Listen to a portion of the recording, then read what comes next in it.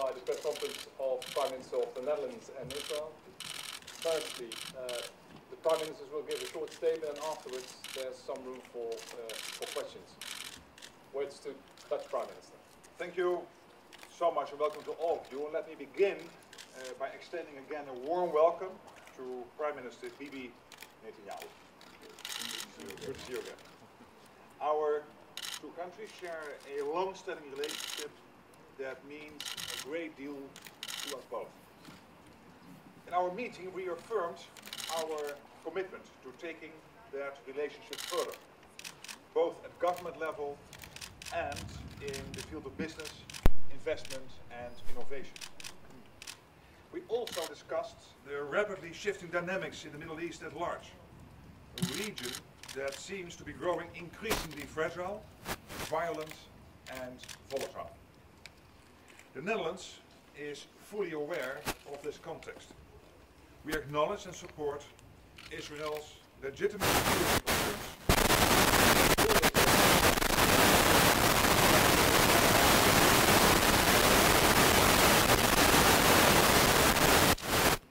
The past year has seen tensions and violence. I'm saddened that this has led to considerable loss of human life in Israel and in the Palestinian territories. I strongly condemn any violence. Violence can never lead to a solution to the conflict. In fact, it only emphasizes the importance of a political settlement with a Palestinian state existing in peace and security alongside Israel on the basis of the 1967 borders. We need to preserve the two-state solution in all its aspects, territorial, social and political. First and foremost, that means that settlement building needs to stop, and so do demolitions and incitement. Trust between the two sides is at the moment at an all-time low, so it needs to be restored. This will be hard work, but it needs to be done. And it means that both Israelis and Palestinians need to show commitment and take significant positive steps to create a climate in which credible negotiations are possible. The Netherlands is committed to helping achieve this. We will do so in specific, tangible and meaningful ways, bilaterally, within the EU and through international efforts. Our bilateral cooperation forums with Israel and the Palestinian Authority are a good example. They provide a platform for stepping up economic and social relations. As an example, the container scanners we have donated led to an increase of trade into and out of Gaza. Secondly, we've invested in a feasibility study for a gas pipeline from Israel to Gaza, on which Israel will soon decide. And thirdly, we've actively supported initiatives to promote people-to-people contacts between Israelis and Palestinians, which is important for mutual understanding and dialogue. Today, I'm glad to announce we agreed to build on these initiatives by facilitating expert meetings, facilitated by the Netherlands between Israelis and Palestinians, both in the Netherlands and locally. These meetings will focus on energy, water, both consumption and wastewater management, and border crossings. Regarding the scanners, we agreed to send a Dutch expert mission to determine possibilities for containerization. The aim of these meetings is to improve the Palestinian economy, but equally important, it provides for a more fertile ground for political negotiations between the parties. I realize this is not going to be easy, but we need to keep on moving. Finally, we discussed the rise of anti-Semitism. This is a matter of shared concern. It affects Jewish communities, above all, of course, but at its core, it affects our societies as a whole. The Netherlands has always been a tolerant nation, and my government does everything in its power to fight anti-Semitism and indeed all forms of discrimination. Prime Minister Bibi Netanyahu, dear Bibi, thank you again for your visit today.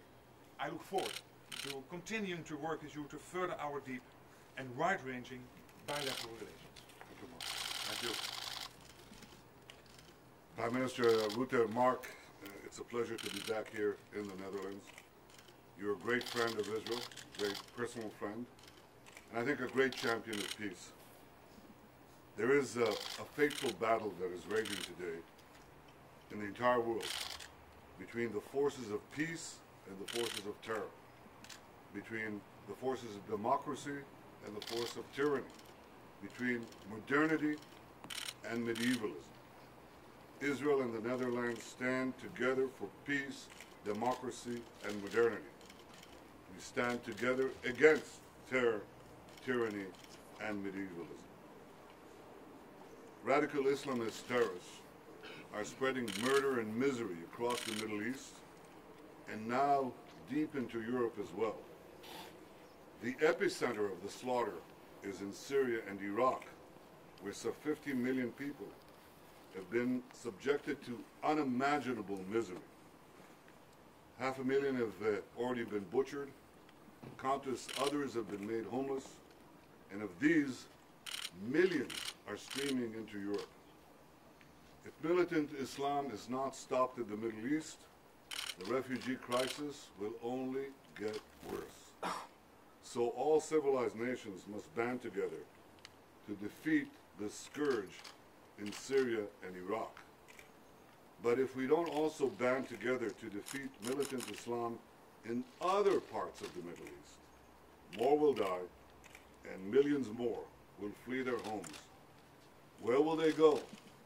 One place, Europe. So defeating militant Islam everywhere in the Middle East is critical for the security of our region, of Europe, of the world.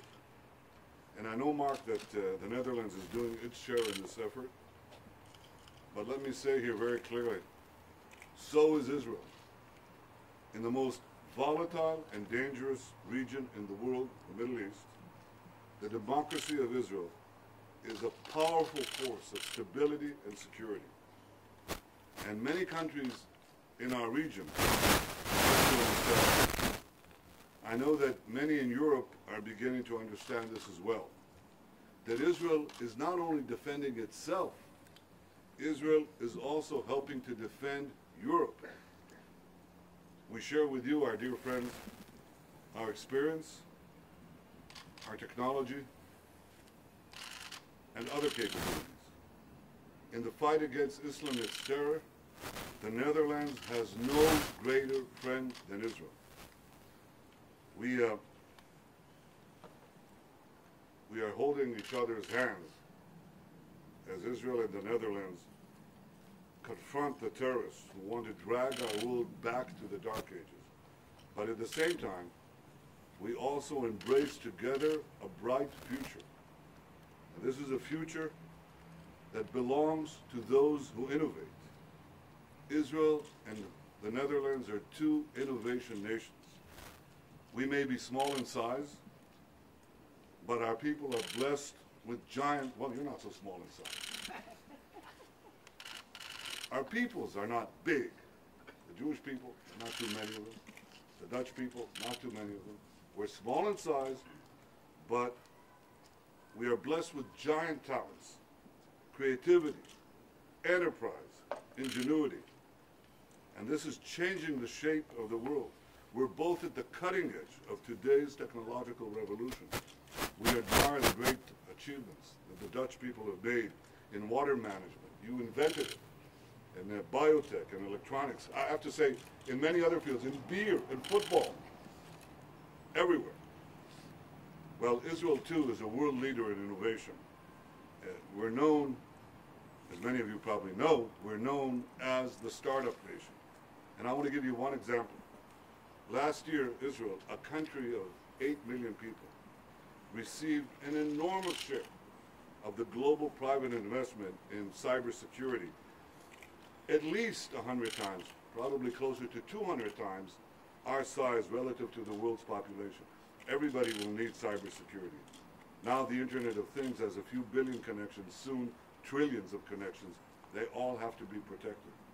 Our cars, our airplanes, our power stations, everything. This is part of the future. And time after time, in our history, leading from the past into the present, into the future, the people of Israel and the people of the Netherlands have proved that small nations can do great things. But I think that by cooperating with each other, we can do even greater things. Today we discussed exactly how to do that in all the areas that you mentioned, and in one other area. Mark, I want to express my appreciation for your willingness to help us advance peace with our Palestinian neighbors by improving their quality of life. Today we discuss a number of important steps to that end. First, improving the supply of energy and water to Gaza.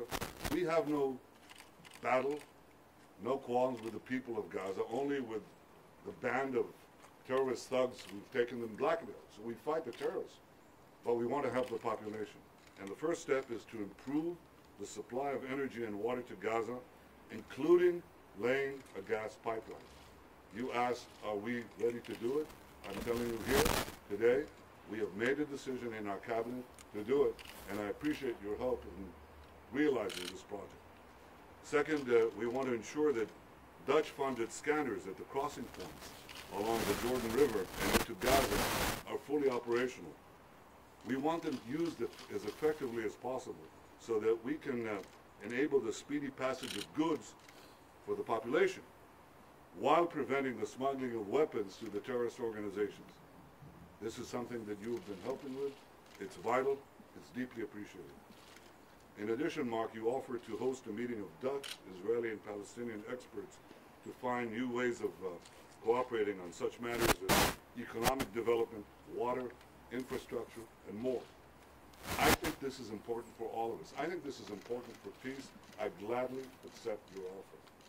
I think this is something that gives hope and gives a direction and improves the lives of people, and that's something that we are committed to. And I think this is a bulwark of peace. So I appreciate deeply your generous support for all these efforts, and I appreciate too that you receive us with such warm hospitality and that you make the close relations between our countries and our people even closer. I look forward to seeing you in Israel. Good. Good. Thank you. Thank you. Thank you. First question is to Mr. Ronen Polak. ראש הממשלה נתניהו, יושב ראש הרשות הפלסטינית אבו מאזן, אמר היום בוורשה שהוא היה אמור להיפגש איתך במוסקבה ביום שישי הקרוב, ואתה דחית זאת. האם אכן כך היה? האם אתה תהיה מוכן לבצע מחוות כלפי הפלסטינים, מחוות כלשהן, אולי הקפאת בנייה, שחרור אסירים, כדי שהפגישה שיוזם הנשיא פוטין תתקיים? עניין אחר, בג"ץ ביטל את החלטתך לדחות את עבודות הרכבת בשבת, למעשה אומר בג"ץ זה לא היה בסמכותך. מה תגובתך לכך ומה צפוי לנו בשבת הקרובה? And Prime Minister Rutte, thank you for your warm hospitality. You have a beautiful country. What is your position about the BDS movement and labeling products from the settlements? And if you're against it, what kind of steps do you take to prevent it? Thank you. אני מוכן להיפגש עם אבו מאזן בכל עת, ללא תנאים מוקדמים, בשיחות ישירות. זה דבר שאני אמרתי אותו מאוד פעמים, אני חוזר ואומר את זה כאן. אני לא בררני לגבי המקום. אם זה פה בהולנד, או במוסקבה, או בכל מקום אחר, אין בעיה, וזה בהחלט יכול להיות במוסקבה. אמרתי את זה לנשיא פוטין, אמרתי את זה לשליח בוגדנוב רק אתמול. וכמובן השאלה, שלשום כמובן, השאלה המרכזית היא כמובן, האם אבו מאזן מוכן להיפגש ללא תנאים מוקדמים. אנחנו שומעים על כך גרסאות סותרות. רק אתמול דוברים פלסטינים הבהירו שהם מוכנים להיפגש, אבל יש להם תנאים, שחרור אסירים, הם רוצים לדעת כבר מה יהיו תוצאות השיחות וכדומה. אם אבו מאזן מוכן להיפגש ללא תנאים מוקדמים, לשיחות ישירות, אני מוכן בכל עת. להפך, אני קורא לו לעשות זאת כבר קרוב ל7 שנים, ואם הוא יסכים לעשות זאת, תהיה פגישה.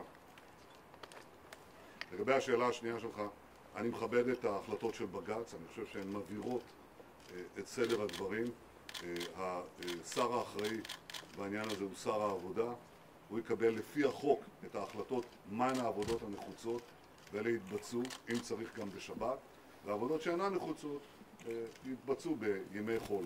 זה סדר תקין, אני חושב שהדבר הזה הוא נכון, ואני חושב שהוא שם קץ לפרשה הזאת, וכל אזרחי ישראל, כל אזרחי ישראל, חילונים וחרדים כאחד, צריכים להתנהל לפי הפסיקה הזאת וההחלטה הזאת. On the question about labeling, as you know, it was agreed in 2012 that the EU member states would enforce existing legislation on labeling more strictly. Its implementation is a national responsibility. And let me be very clear, this is not a boycott of products from Israeli settlements. The Netherlands opposes such a boycott. This is a matter of providing supermarkets with information about correct labeling of products. And then on the movement on boycott, divestment and sanctions, the government is, as I said, opposed to a boycott of Israel. On the contrary, it's working to strengthen our economic relations with Israel within the 1967 borders. The BDS movement's internationally coordinated campaign does not have the Dutch government's support. We will not fund any BDS activities targeting Israel. At the same time, the views expressed and meetings held by the BDS movement are protected under the freedom of expression and the freedom of assembly. Next question, Jeroen van Dorp, NOS. Mr. Netanyahu, strong support for the state of Israel used to be a given in Dutch society, but nowadays there's much more criticism, as you might know. Does that worry you, and is there something that you can do about that? Well, look, we always want to garner support, and I'm grateful for the fact that, notwithstanding what you say, there is still considerable and broad support for Israel across the spectrum of Dutch society. But it's not universal. There's been tremendous propaganda against Israel, and it's had its effects. But I see something else happening. And you may not be aware of it, but it's happening in a big way. Israel's relationship with the states of the world is changing dramatically. It's changing with the big powers of Asia, with China, with Russia, with India. China is bursting through the seams. We're just begun free trade negotiations with China. Our trade with India is up 30%. Our trade with Japan is up roughly the same amount. Korea, Vietnam, a visit by Singapore for the first time. I've just visited African countries. I was greeted by 7 African leaders. I expect to go to West Africa for a meeting with another 15 African leaders. That's a country or a continent that's always been anti-Israel for the last 20 years, and that's changing. Same thing is happening in Latin America. And our support in the United States, according to a tracking Gallup poll, is at an all-time high. The world's attitudes towards Israel is changing because it looks around and it sees that we are faced with a great battle against militant Islam. And they look at the Middle East and they say, what is the one democracy there? What is the one country that promotes democracy, that promotes technology, that promotes security? And they say there is one definite candidate. That's Israel. Israel is defending itself. Israel is developing technology that is shared by everyone. But in defending itself, Israel is also defending our common values.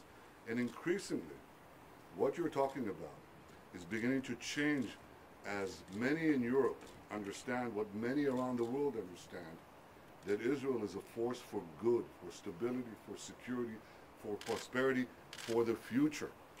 You know who understands that more than anyone else? In those countries that I mentioned and the continents that I mentioned? Countries in the Middle East.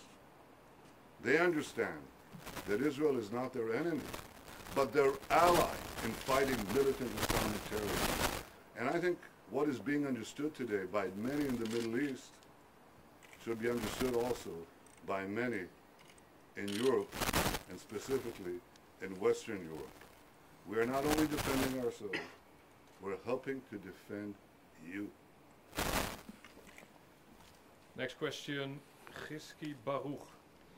Prime Minister Netanyahu, what is your message to Europe as you come to the here And does Europe understand Israel better now for the terror is felt here with well?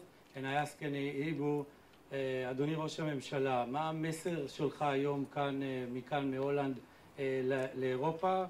והאם האירופאים היום מבינים יותר את ישראל בגלל הטרור שמתפשט כאן באירופה? Well, I just gave the message to Europe, the last question. But I think it goes beyond a general statement there. Prime Minister Rutte and I discussed specific ways in which Israel and the Netherlands can cooperate for our common security. Unfortunately, Israel has had its share of experiences in confronting terror from the day that we were born, and we've developed an expertise in doing that and maintaining our democratic way of life and our security and a robust economy, one of the most developed economies in the world. We share that experience, that know-how, and other capabilities with our Dutch friends and our European friends. And I think increasingly governments and parts of the European public are beginning to appreciate that. Europe has no better friend, not only Holland, Europe has no better friend and no better guardian of European values outside Europe, and certainly in the heart of the Middle East, than Israel. מה שאמרתי עכשיו זה דבר פשוט. There is something called, I hear in the jargon of experts, they call the Israelization of European security. I think that we can offer a few things. How to fight terrorism, how to maintain an open society, how to give security to the citizens yet not step on the same values that we all cherish. And Israel has been able to do that. We didn't have to become a police state. We didn't have to crush the freedoms of our citizens in order to give them security. We did this with technology. We did this with some very smart people. And we know that you have the desire, the smarts, and the will to partake of this experience if you so wish, and we're ready to offer it.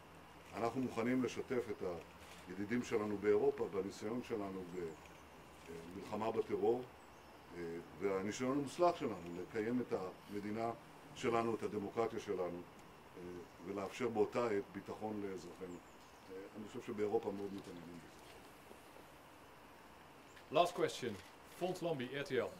Yeah, Mr. Netanyahu, there is an increased terror threat in Europe, also in the Netherlands. There is rising anti-Semitism.